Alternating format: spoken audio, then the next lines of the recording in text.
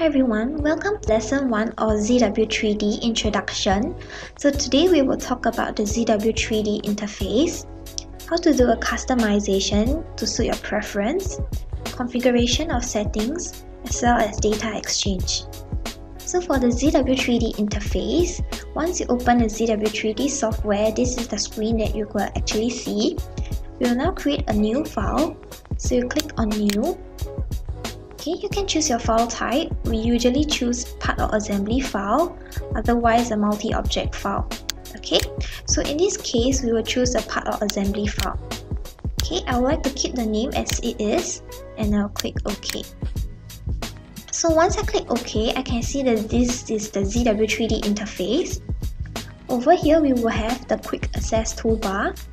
You can click on this blue color arrow to open up a menu file over here with more options. Okay, then this part here will be your ribbon bar. There's also different ribbon bar tabs that you can choose from. Okay, over here will be your managers on the left panel. Okay, this area here will be your workspace where you create your models, etc. Over here, a prompt line will actually show up to prompt you to do your commands. Here will be your title bar. This is the document awareness toolbar, as well as your input window over here. So now we'll move on to do a customization. Okay, we'll go to this right empty area over here. We do a right mouse click, go to customize. Then we can see that there's this pop-up over here. We can go to the transfer hotkey or the mouse tab. So for the transfer, right, we can actually customize over here our ribbon bar. Okay, we go to ribbon, shape, basic shape, panel. So you can see that the icons over here actually correspond to the icons over here. So for example, if I would like to have a cylinder, okay, icon over here, I will click, hold and drag, release. I'll click on below. Okay, so you notice that the cylinder is inserted here. So when I click apply, it will actually appear over here as well. Okay, so you see that the cylinder box is over here.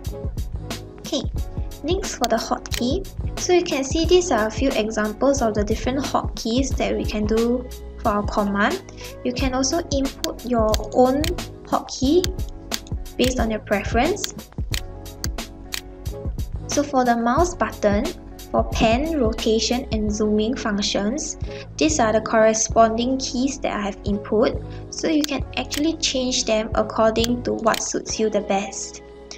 Okay, so now we'll click OK. We will now do an open file using Ctrl O. Okay, so we have opened. Now we go and open ZW3D files. Okay, for example, over here, this one. So we can actually see that this is a multi-object file. Okay, like the one shown here, this multi-object button, okay, that we are opening. So there's part files and assembly file. So I'll double click to open. Okay, so remember, previously I have set my setting as such: pan using right mouse button, rotation using middle mouse button, and zoom using the scrolling button. So I just close it. So I can do a pan using a right mouse click button. I'll do a rotation with the middle mouse button. Okay, I will scroll for the zooming of in and out. Okay, so now we'll move on to the configuration of settings. So you see this gear icon over here. We will click on this gear icon.